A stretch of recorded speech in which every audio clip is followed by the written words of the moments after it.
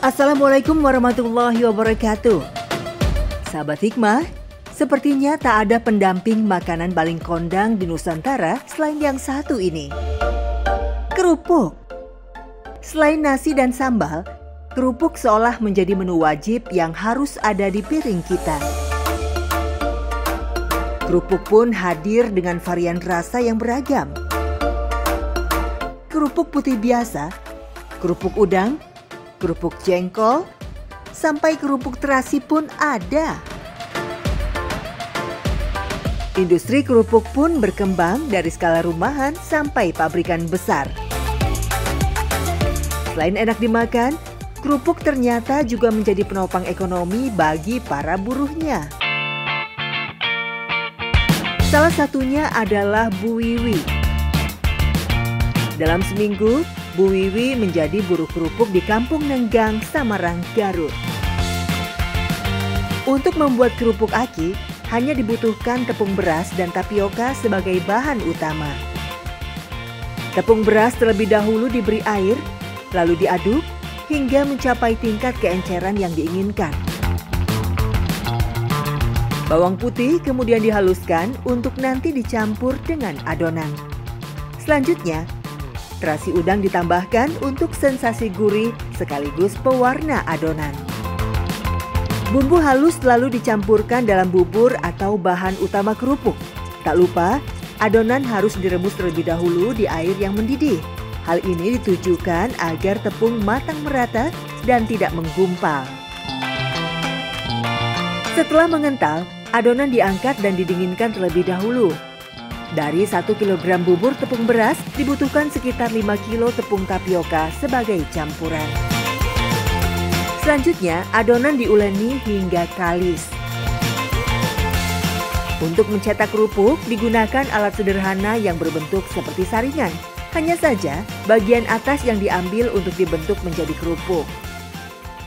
Meski telah berusia 66 tahun, Bu Wiwi memang harus tetap bekerja setiap harinya. Tak ada yang bisa mencukupi kebutuhannya kecuali dirinya sendiri.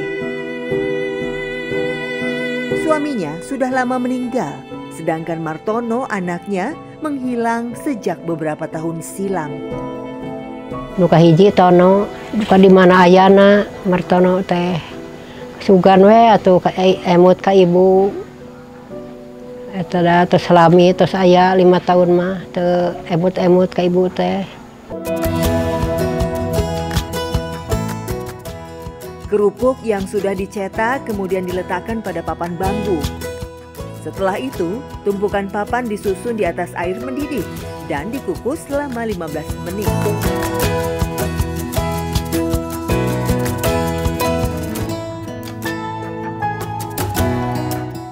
Setelah matang, kerupuk dipindahkan ke alas bambu yang berukuran lebih besar untuk dijemur. Proses penjemuran yang berlangsung 5-6 hari inilah yang membuat produksi hanya berlangsung sekali seminggu.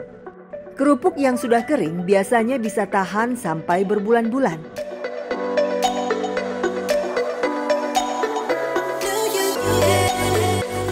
Untuk menggoreng kerupuk diperlukan 2 kali proses.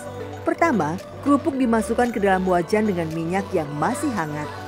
Selanjutnya, kerupuk dipindah ke wajan dengan minyak yang panas agar bisa berkembang dengan sempurna.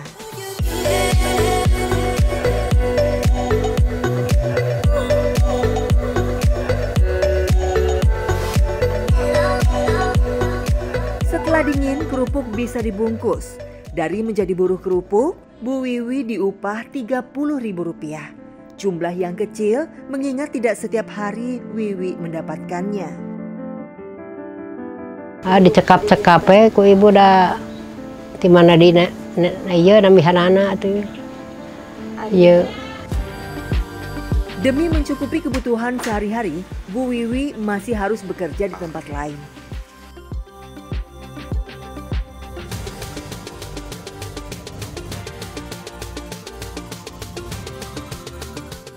Oleh karena itu, dia juga menjadi buruh peci rajut di desanya. Wilayah Samarang Garut memang terkenal dengan kerajinan peci rajutnya. Ribuan peci dengan berbagai motif dihasilkan dari industri rumahan hingga pabrik besar setiap harinya. Dengan skala yang besar, pabrik memang banyak membutuhkan tenaga kerja. Karena pembuatan peci yang terbilang rumit, pekerjaan merapikan diberikan kepada warga untuk dikerjakan di rumah.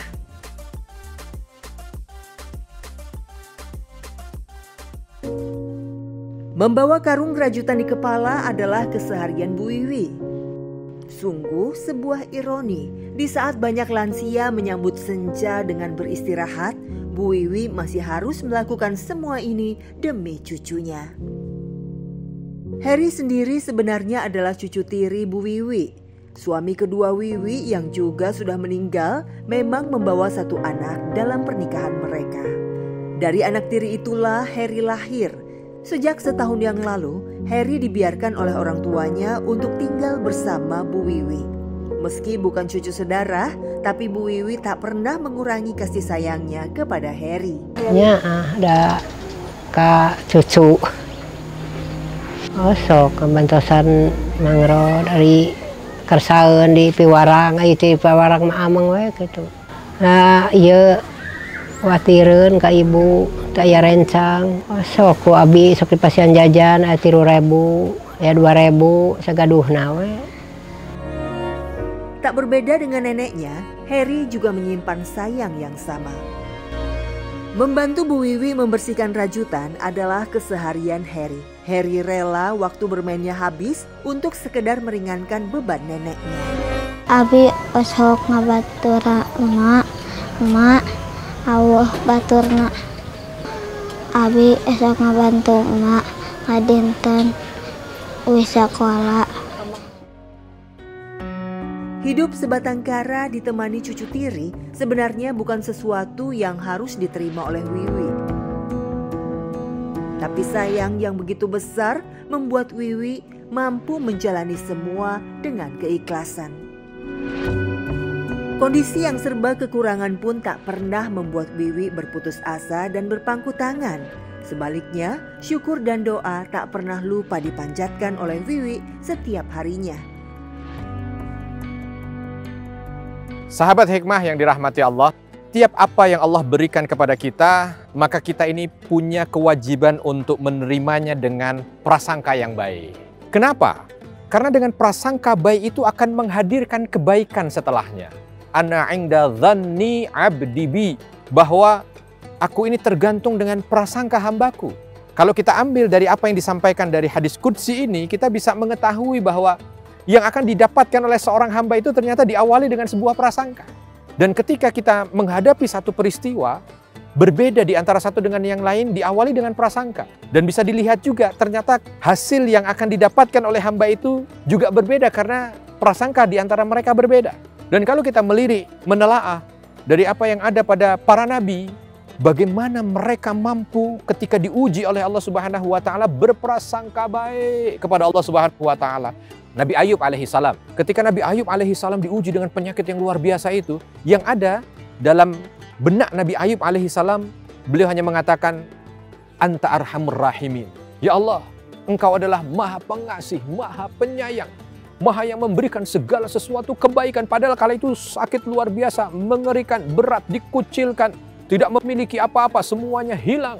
Tapi dengan keyakinan bahwa Allah maha pengasih lagi maha penyayang itu, Allah berikan setelahnya kebaikan demi kebaikan. Penyakitnya disembuhkan, hartanya dikembalikan, anaknya ya yang tadi meninggal dunia akhirnya memiliki keturunan baru lagi yang lebih baik lagi, lebih baik lagi.